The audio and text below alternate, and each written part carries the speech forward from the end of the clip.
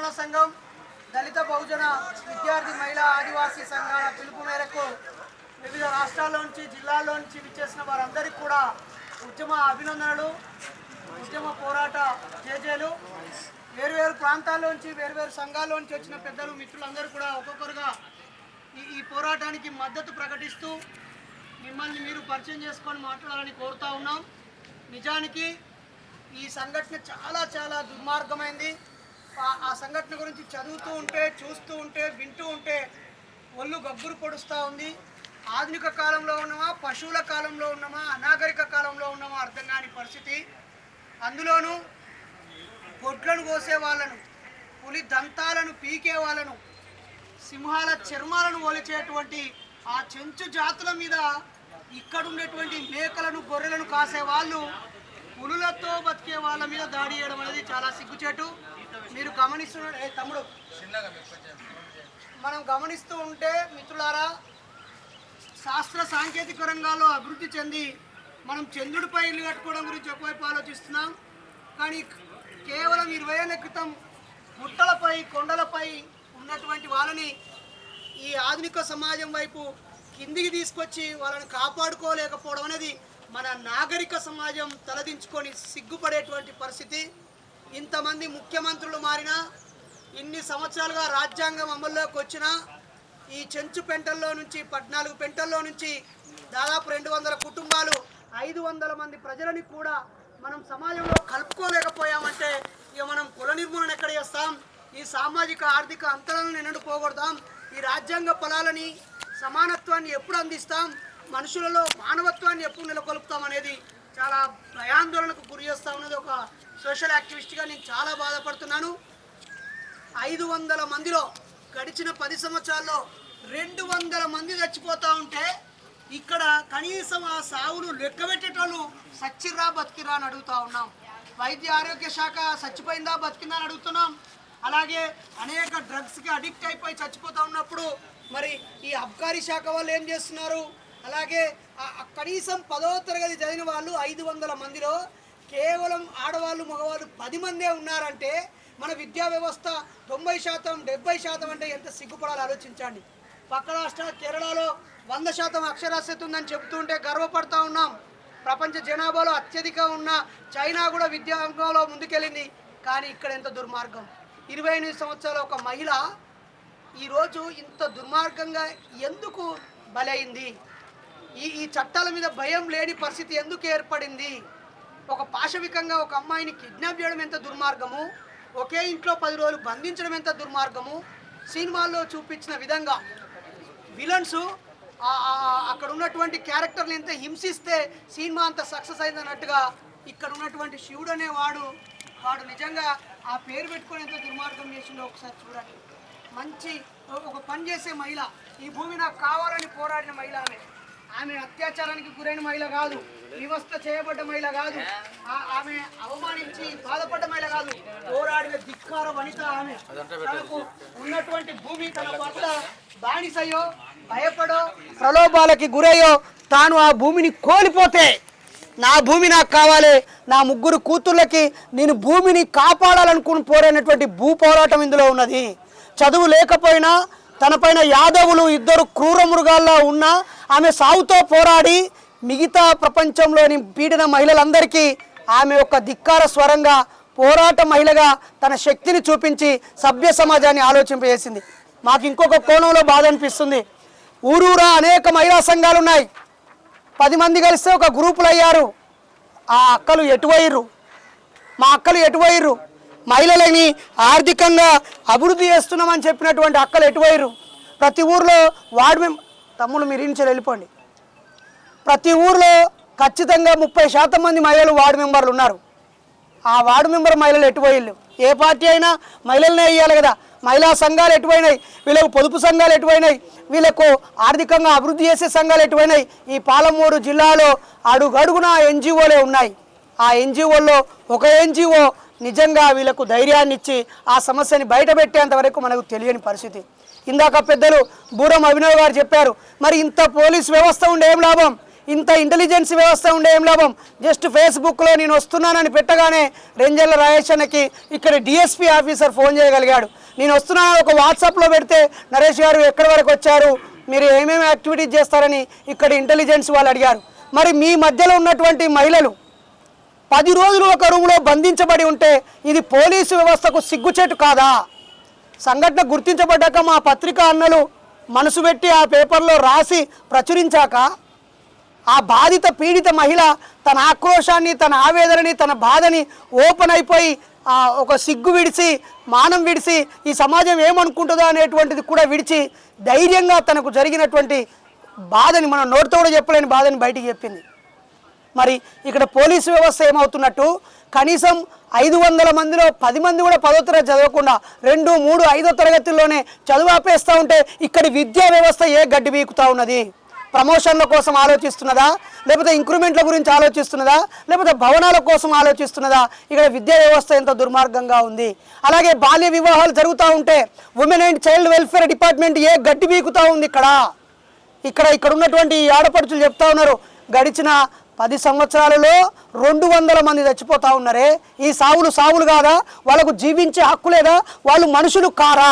ఎక్కడో వందల ఎకరాల్లో ఉన్న 4-5 పులులు, ఒక్క పులి చచ్చిపోయిందంటే తల్లడిల్లుతున్నారే. పులుల కోసం వేల ఎకరాల భూములను కేటాయిస్తున్నారే, అభయారణ్యాలను పెడతా ఉన్నారే. వీళ్ళు ఆ జంతువుల కంటే, ఆ క్రూర మృగాల కంటే విలువలేని మనుషులా? ఒక్కసారి ఆలోచించండి. అనేక పోరాటాలతో సాధించుకున్న ఎస్సీ ఎస్టీ అట్రాసిటీ యాక్ట్ కూడా కనీసం పోలీస్ స్టేషన్కి వెళ్ళాలనేటువంటి ధైర్యాన్ని నింపలేని ఈ పోలీసు వ్యవస్థ ఎందుకు? ఈ విద్యా వ్యవస్థ ఎందుకు? ఈ ఆరోగ్య వ్యవస్థ ఎందుకు? ఈ సభ్య సమాజ పాలన వ్యవస్థ ఎందుకు? మేము ఆ బీహార్లో ఒక ఆటవికంగా ఏదో దాడి జరిగిందట, లేకపోతే ఉత్తరప్రదేశ్లో ఒక దుర్మార్గం జరిగిందట, ఒక గుజరాత్లో ఒక మారణ హోమం జరిగిందట, పలానా ఛత్తీస్గఢ్లోనో ఇంకెక్కడో జార్ఖండ్లోనో ఇట్లా మనిషి మీద మూత్రం పోసాడట, పలానా కళ్ళలో కారం పెట్టారట, ఇంకా మన దగ్గర ఎక్కడో అంబేద్కర్ విగ్రహానికి చెప్పుల దండేస్తేనే రగిలిపోతున్న మన కాలంలో మన చుట్టూ ఇంకా బయటికి రాని ఇలాంటి దుర్మార్గాలు ఎన్నో కోకొల్లలుగా ఉన్నాయి. వీటన్నిటిని మనం గుర్తించడం ఒకటి జరగాలి. అలాగే అధికారులను నిలదీసి ఆ చట్టం న్యాయం జరిగేంత వరకు పోరాటం ఒకటి జరగాలి. సమస్యని ప్రాథమికంగా గుర్తించే బాధ్యతలు మరిచిపోయినటువంటి మొద్దు నిద్రలో ఉన్నటువంటి ఆయా ప్రభుత్వ డిపార్ట్మెంట్ల ముఖం మీద నీళ్లు చల్లి, ఈ కష్టజీవుల కన్నీళ్లు చల్లి, అవసరమైతే మన నోటి ఉమ్మును చల్లి వాళ్ళని మేల్కొల్పాల్సినటువంటి సందర్భం వచ్చింది. మిత్రులారా, ఎక్కడో ఏదో ఒక మనిషి మీద మోకాలుతో గట్టిగా ఒత్తితే ప్రాణం పోయినందుకు అమెరికాలో ఉన్నటువంటి ఎంటైర్ పోలీస్ వ్యవస్థ, పాలనా వ్యవస్థ దిగువచ్చి ఆ బ్రీత్ మీ అనే ఒక పిలుపుని ఇవ్వడంతో క్షమాపణ చెప్పింది. మరి దీనికి ప్రభుత్వం క్షమాపణ చెప్పాలా? గౌరవ ముఖ్యమంత్రి గారు తన సొంత జిల్లా అని చెప్పుకుంటున్నటువంటి ఇక్కడ జరిగిన సంఘటన ఇంకా ముందు ఇలాంటివి జరగకుండా, గత ప్రభుత్వంలో కూడా ఇలాంటివి జరిగాయి. 2 గిరిజన మహిళలు అసలు మొత్తమే కనిపించకుండా పోయారు. వాళ్ళు ఇప్పుడు ఎక్కడున్నారో కూడా తెలియదు. ఒక 2 గిరిజన మహిళలు అత్యాచారం చేయబడి చెట్టుకు వేలాడదీయబడితే వాళ్ళ మీద లేదు. శృతి, సాగర్ అనే వారిని ఎన్కౌంటర్ చేసేసి ఆ నక్సలైట్ మహిళ అవయవం మీద కాల్చినటువంటి బరకలున్న దాని మీద ఎలాంటి జరగలేదు. ప్రభుత్వాలు మారుతూ ఉన్నాయి. ప్రజలు కూడా ఆలోచించడం, వీడు మంచోడు కాదు వాడిని కొట్టేద్దాం, వాడు మంచోడు కాదు వీడిని కొట్టేద్దాం.